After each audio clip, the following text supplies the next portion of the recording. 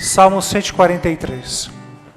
Ouve, Senhor, a minha oração, dá ouvidos à minha súplica, responde-me por tua fidelidade e por tua justiça.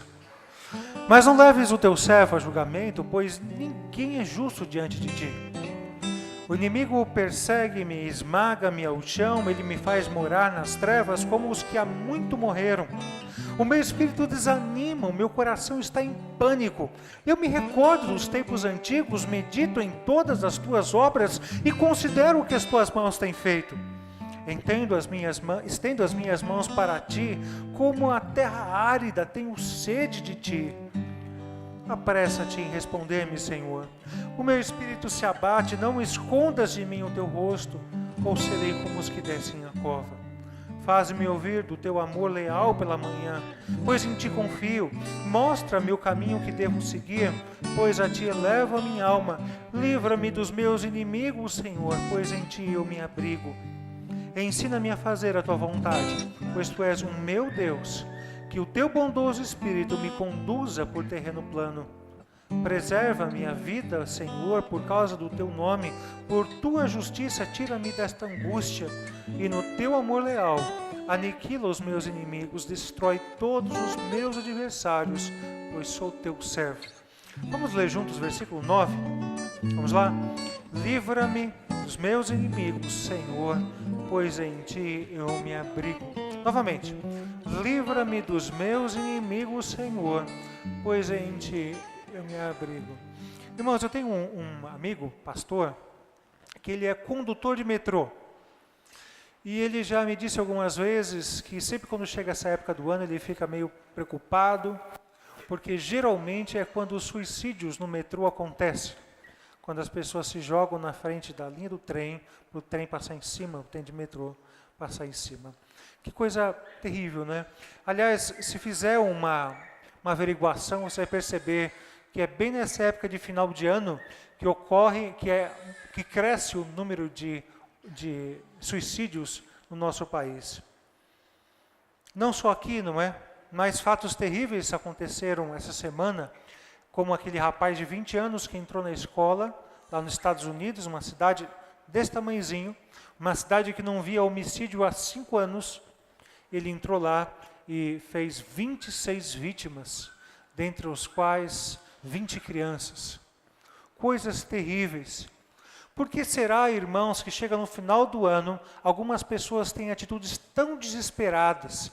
Porque parece que ao mesmo tempo que é uma época tão feliz, há um misto no coração da gente. Você não sente assim também? Um misto lá dentro, né, de alegria, ao mesmo tempo de uma melancolia profunda. Você não se sente assim no final do ano?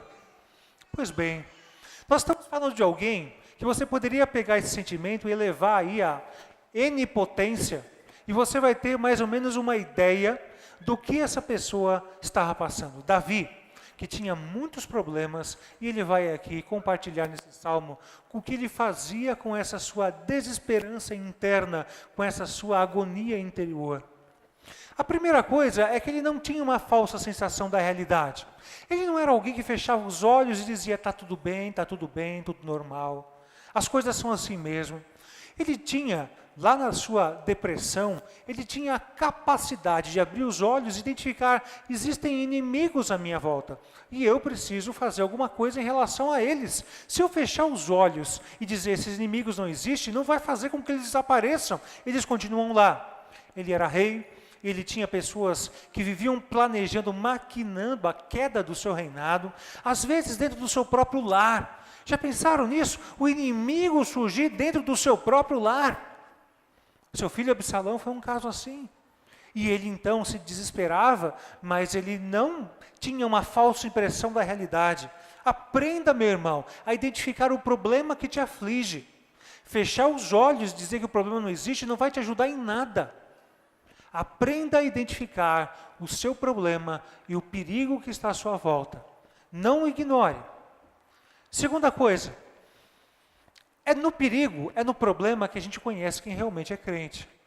E é engraçado isso, né? Não sei se engraçado é a melhor palavra, mas é fato isso. que quando o crente, ou quando aquele que não tem consciência de Deus, ou que não é realmente crente, quando ele passa por problemas, ele sempre se vê injustiçado. Novamente, aquele que não conhece a Deus, quando passa por problemas, ele se acha injustiçado. Deus não pode fazer isso comigo. Mas o efeito contrário também acontece. Aquele que vive diante de Deus, por mais intenso que seja o problema, ele sempre se acha merecedor da desgraça. Porque olha que interessante, no versículo 2 ele diz assim: não leve o teu servo a julgamento, pois ninguém é justo diante de ti. Ou seja, Senhor, não me faça parar para pensar se eu mereço ou não passar por essas coisas, porque eu sei que eu mereço. Dá para entender? O ímpio olha para o sofrimento e diz, não mereço, quando na verdade merece. E quando o crente passa por sofrimento, às vezes ele nem merece, mas ele diz, Senhor, eu sei quem eu sou, eu conheço a minha natureza e eu sei que eu mereço. Por isso, quando ele diz aqui no versículo 9, faze-me ouvir, versículo 9, livra-me dos meus inimigos, Senhor, pois em ti eu me abrigo, ele está reconhecendo essa sua própria fraqueza, a sua própria condição de miserabilidade. Eu sei, esse sofrimento me faz levar a inevitável certeza, eu sou fraco, eu sou miserável. Por isso que existe até mesmo benefícios no sofrimento. Aprenda com esses benefícios.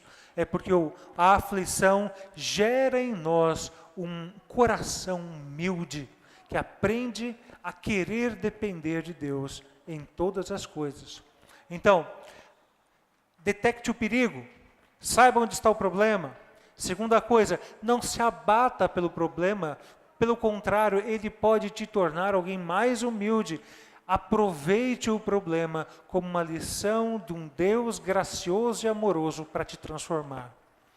Terceiro, quando ele tem consciência, quando Davi, que escreveu o Salmo, tem consciência do inimigo, do outro, tem consciência de si mesmo, ele faz um plano. E qual é o seu plano? Eu vou me abrigar no Senhor. Ele decide isso. E é isso que muitas vezes falta, a gente decidir essas coisas no coração. Eu vou pegar tudo isso, o agente externo, o agente interno, que é o meu coração, e juntando tudo isso, em vez de eu entrar em desespero, eu vou decidir com sabedoria.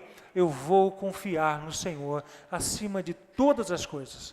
E isso envolve, meu irmão e minha irmã, uma declaração da sua parte. Envolve constantemente você lutar contra esse problema, e cada vez que ele tentar se instalar, cada vez que o desespero tentar tomar conta, você orar e dizer, e você precisa orar e dizer, Senhor, eu estou decidido firmemente a confiar no Senhor, e não vou ligar para tanto problema à minha volta. Você planejou isso. Mas, esse planejamento, ele tem que converter em algo. Quando ele diz aqui, livra-me, pois a ti, livra dos meus inimigos, pois em ti eu me abrigo, ele também está declarando que ele confia nesse abrigo. Ele não só planejou, mas ele identificou que em Deus existe uma fonte de segurança. E agora, então, ele vai ter uma nova atitude interior. As coisas vão começar a mudar dentro dele. Era alguém que se aproxima de Deus em desesperança, em desespero, ele então confia no Senhor, e agora existe uma atitude diferente dentro dele. Ele passa a se acalmar, ele passa agora a pensar melhor, ele passa então a parar de maximizar o problema. Lembra que a gente costuma dizer, tempestade num copo d'água? E muitas vezes a gente tem lentes de aumento diante dos problemas, vivendo intensamente como se fosse de fato o fim do mundo. Não é dia 21 ainda, não. Vivendo como se fosse o fim do mundo. Não precisa ser assim. O coração que confia, que tem Deus por abrigo, ele muda a desesperança em esperança, a desconfiança em confiança. E por último, essa fé, ela tem que se traduzir em ação. A confiança, ela não pode significar tão somente uma meditação interior. A confiança não pode significar uma declaração de boca. Mas essa confiança, ela precisa gerar uma fé proativa. Uma fé que se caracteriza por ações que são todas elas coerentes com essa confiança que ele declarou. Por exemplo, será que um Abraão confiando em Deus, ele teria um filho com a escrava Agar? É desse tipo de coisa que eu estou dizendo para vocês. Se eu de fato confio no Senhor, os meus atos precisam indicar essa confiança. A minha ética precisa indicar essa confiança. Como, por exemplo, eu confio no Senhor a despeito do aperto financeiro, mas isso então vai me levar a ser fiel no dízimo, mesmo a despeito do aperto financeiro. Eu confio no Senhor, e mesmo em dificuldades financeiras, quando tem uma oportunidade ilegal de enriquecer, ou pelo menos não cristã de enriquecer, eu não vou aproveitar essa oportunidade, porque não é uma oportunidade, é uma tentação. Aliás, você já fez a sua fezinha na Mega Sena da virada? Olha que interessante, não é? Quem confia no Senhor não precisa dessas coisas. Temos aqui um homem que procurou em Deus o seu refúgio. E se você também quiser que Deus seja o seu refúgio, preste atenção nesse único versículo 9, que eu acho que sintetiza muito bem todo o Salmo. Aprenda a identificar o seu problema, não feche os olhos. Aproveite o problema para você pensar na sua própria fraqueza, enquanto isso te conduz em humildade diante do Senhor. Planeje com sabedoria, que Deus será de fato o seu refúgio, e confie plenamente nesse refúgio que você planejou, que você decidiu ir a Ele, confiando a tal ponto de que as suas atitudes mostrem que de fato você está confiando. Com toda a ética cristã, com toda a palavra de Deus, que seja ela toda a sua base, para que quando chegarem os problemas, a desesperança se transformar numa confiança profunda, numa paz de coração. Como disse a princípio, por que as pessoas entram em crise no final do ano? Porque muitas delas se sentem sozinhas, desamparadas, sem refúgio. Cristo, quando esteve numa situação assim, ele orou ao Pai, falou do seu problema, pediu uma solução, se contentou com o fato de que a solução não viria do jeito que ele queria, e ele se sentiu em paz, preparado até para o pior dos seus momentos. Se Cristo utilizou desse método, por que nós não utilizaríamos também? Se ele, sendo perfeito, fez exatamente o que Davi mandou fazer, por que nós não faríamos?